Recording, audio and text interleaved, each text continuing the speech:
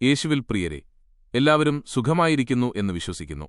ഇന്നലകളിലും ഇന്ന് ഈ നിമിഷം വരെയും നമ്മളെല്ലാവരെയും കാത്തുപരിപാലിച്ച ഈശോയ്ക്ക് നമുക്ക് നന്ദി പറയാം. ഇന്ന് നമ്മൾ വിശുദ്ധ ഗ്രന്ഥത്തിലെ അതിപ്രധാനമായൊരു ഭാഗമാണ് വായിക്കുന്നത്. ഉൽപ്പത്തി 3-ാം അധ്യായം. വായനയിലേക്ക് കടക്കുന്നതിനു മുൻപ് ഒരു കാര്യം ഞാൻ ഓർമ്മിപ്പിക്കട്ടെ. വചനത്തിന്റെ ശക്തിയെ ഭയപ്പെടുന്ന പൈശാചിക ശക്തികൾ നമ്മുടെ വായനയും ധ്യാനത്തെയും തടസ്സപ്പെടുത്താൻ ശ്രമിച്ചേക്കാം. ഈ വായന തുടങ്ങുമ്പോൾ തന്നെ എനിക്ക് അനുഭവപ്പെടുന്ന ശാരീരിക അസ്വസ്ഥതകൾ ആ പോരാട്ടത്തിന്റെ അടയാളമാണ്. എന്നാൽ ദൈവവചനം ജയിക്കാനുള്ളതാണ്. നമുക്ക് ഒരുമിച്ച് പ്രാർത്ഥിക്കാം. എന്റെ ദൈവമേ, ഈ വായന തുടങ്ങി അവസാനം വരെ കേൾക്കുവാനും എനിക്കും എന്റെ കുടുംബത്തിനും സമൂഹത്തിനും ഉപകാരമാകുവണ്ണം നന്മതിന്മകളെ തിരിച്ചറിഞ്ഞ് പ്രവർത്തിക്കുവാനുള്ള കഴിവും മനസ്സും തന്ന് അനുഗ്രഹിക്കണമേ.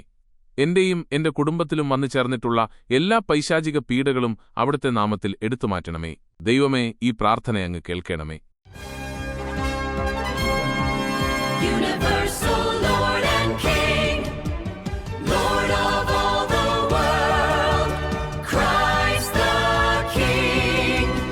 Universal Lord and King, Lord of all the world, Christ the King. Universal. ഇന്ന് നമ്മൾ 3-ാം അധ്യായത്തിലേക്ക് കടക്കുമ്പോൾ ഇന്നലെ ഇങ്ങനെയാണ് വായിച്ചു നിർത്തിയത്.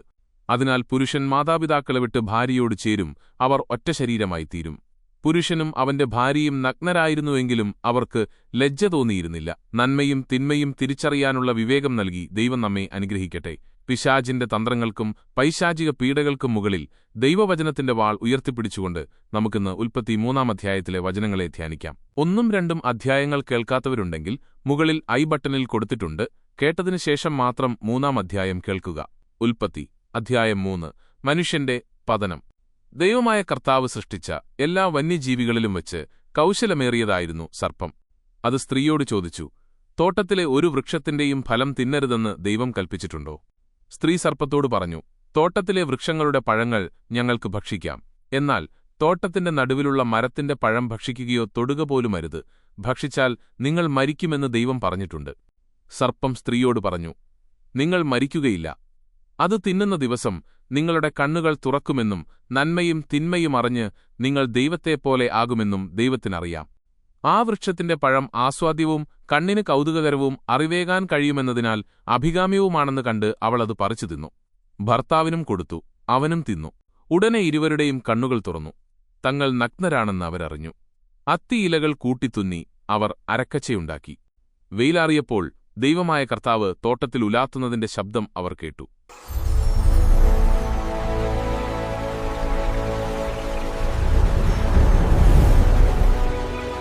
പുരുഷനും ഭാര്യയും അവിടുത്തെ മുൻപിൽ നിന്നു മാറി തോട്ടത്തിലെ മരങ്ങൾക്കിടയിൽ ഒളിച്ചു. അവിടുന്ന് പുരുഷനെ വിളിച്ചു ചോദിച്ചു, നീ എവിടെയാണ്? അവൻ മറുപടി പറഞ്ഞു, തോട്ടത്തിൽ അവിടുത്തെ ശബ്ദം ഞാൻ കേട്ടു. ഞാൻ നഗ്നനായതുകൊണ്ട് ഭയന്നൊളിച്ചതാണ്.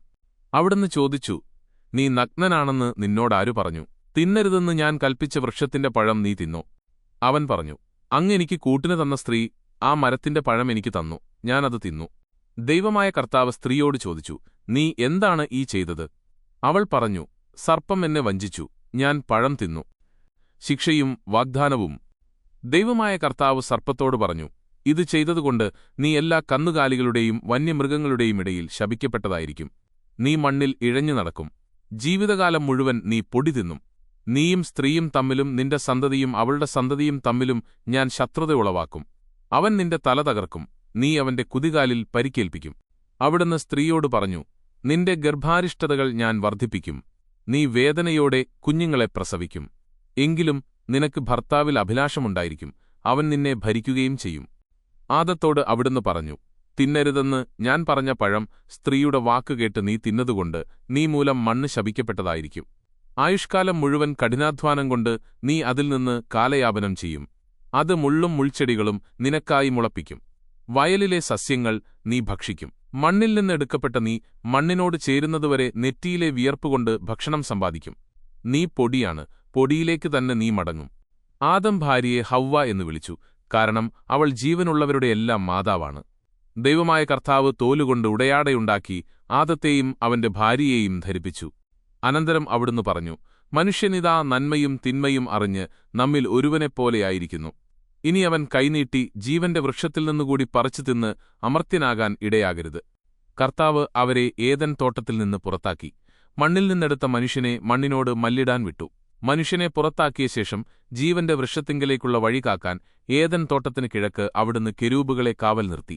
എല്ലാ വശത്തേക്കും കറങ്ങുന്നതും തീജ്വലിക്കുന്നതുമായ ഒരു വാളും അവിടുന്ന് സ്ഥാപിച്ചു.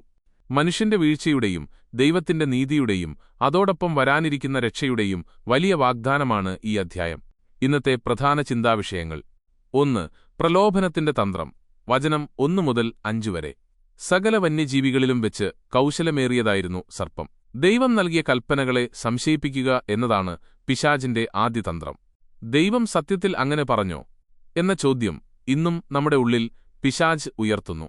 ദൈവകൽപ്പനയേക്കാൾ സ്വന്തം അഭിലാഷങ്ങൾക്ക് മുൻഗണന നൽകുന്നതാണ് പാപത്തിന്റെ തുടക്കം. 2. വീഴ്ചയും ലജ്ജയും. വചനം 7 മുതൽ 10 വരെ. ഉടനെ ഇരുവരുടെയും കണ്ണുകൾ തുറന്നു. തങ്ങൾ നഗ്നരാണെന്ന് അവരറിഞ്ഞു. പാപം മനുഷ്യനെ ദൈവത്തിൽ നിന്ന് അകറ്റുന്നു. ഭയവും ലജ്ജയും അവനെ പിടികൂടുന്നു. സ്നേഹനിധിയായ ദൈവം തോട്ടത്തിലുലാത്തുമ്പോൾ അവിടുത്തെ അഭിമുഖീകരിക്കാൻ ധൈര്യമില്ലാതെ മരങ്ങൾക്കിടയിൽ ഒളിക്കുന്ന മനുഷ്യൻ പാപം വരുത്തിവെക്കുന്ന ആത്മീയ അന്ധതയുടെ പ്രതീകമാണ്. 3. ഉത്തരവാദിത്തത്തിൽ നിന്നുള്ള ഒളിച്ചോട്ടം. വചനം 12 മുതൽ 13 വരെ. അങ്ങെനിക്കു കൂട്ടിനു തന്ന സ്ത്രീ ആ പഴം എനിക്കു തന്നു. തെറ്റ് സമ്മതിക്കുന്നതിനു പകരം മറ്റുള്ളവരിലേക്ക് കുറ്റം ചാരുന്ന പ്രവണത പാപത്തിന്റെ മറ്റൊരു ഫലമാണ്. ആദം ഹവ്വയെയും ഹവ്വ സർപ്പത്തെയും കുറ്റപ്പെടുത്തി. എന്നാൽ ദൈവത്തിന്റെ മുൻപിൽ നമുക്ക് ഒളിച്ചോടാൻ കഴിയില്ല. 4. ശിക്ഷയും പ്രത്യാശയുടെ വാഗ്ദാനവും. വചനം 15. അവൻ നിന്റെ തല തകർക്കും, നീ അവന്റെ കുതികാലിൽ പരിക്കേൽപ്പിക്കും. ഇതാണ് ഈ അധ്യായത്തിലെ ഏറ്റവും ശക്തമായ വചനം. മനുഷ്യൻ വീണുപോയെങ്കിലും ദൈവം അവനെ കൈവിടുന്നില്ല. സർപ്പത്തിന്റെ തല തകർക്കുന്ന, പാപത്തെ ജയിക്കുന്ന രക്ഷകനെക്കുറിച്ചുള്ള ആദ്യ വാഗ്ദാനം ദൈവം ഇവിടെ നൽകുന്നു. 5. അധ്വാനവും അന്ത്യവും. വചനം 19. നീ പൊടിയാണ്, പൊടിയിലേക്ക് തന്നെ നീ മടങ്ങും. മനുഷ്യന്റെ അഹങ്കാരത്തിനുള്ള മറുപടിയാണിത്. നശ്വരമായ ഈ ലോകജീവിതത്തിൽ ദൈവത്തോട് ചേർന്നു നിൽക്കേണ്ടതിന്റെ ആവശ്യകത ഈ വചനം നമ്മെ ഓർമ്മിപ്പിക്കുന്നു. ഈ വീഡിയോ നിങ്ങൾക്കിഷ്ടമായെങ്കിൽ സബ്സ്ക്രൈബ് ചെയ്യാനും ലൈക്ക് ചെയ്യാനും മറക്കരുത്. നോട്ടിഫിക്കേഷനുകൾക്കായി താഴെയുള്ള ബെൽ ഐക്കൺ ഓൾ എന്നാക്കി വയ്ക്കുക. കൂടാതെ ഈ വീഡിയോ നിങ്ങളുടെ കൂട്ടുകാരിലേക്ക് ഷെയർ ചെയ്ത് ഈ പുണ്യപ്രവൃത്തിയിൽ നിങ്ങളും പങ്കുചേരുക. നിങ്ങളുടെ ആവശ്യങ്ങളും ആഗ്രഹങ്ങളും എന്താണെങ്കിലും ഈ വീഡിയോയുടെ താഴെ കമന്റ് ചെയ്യുകയാണെങ്കിൽ അടുത്ത വീഡിയോയിൽ നിങ്ങളുടെ നിയോഗം വെച്ച് ഞങ്ങൾ പ്രാർത്ഥിക്കുന്നതാണ്. ഇത്രയും നേരം വചനഭാഗങ്ങൾ ശ്രവിച്ചുകൊണ്ടിരുന്ന ഏവരെയും ഈശോ അനുഗ്രഹിക്കട്ടെ.